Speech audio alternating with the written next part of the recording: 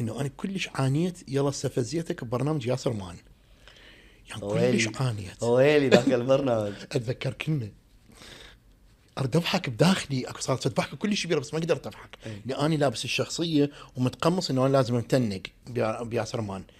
من قلت لك انت زحفت لها وانت يعني لا مو كلمه انت زحفت لها، قلت يلا انت زاحف؟ لا قلت لك انت قلت لي يلا وانت واحد راقوس راقوس. راقوس وانت واحد راقوس. باوع فد نمره كان شو يقول لي حسام، انا حقول لكم فشل على حسام، با عليه كان يقول لي انت شنو تريد تطير كشختي؟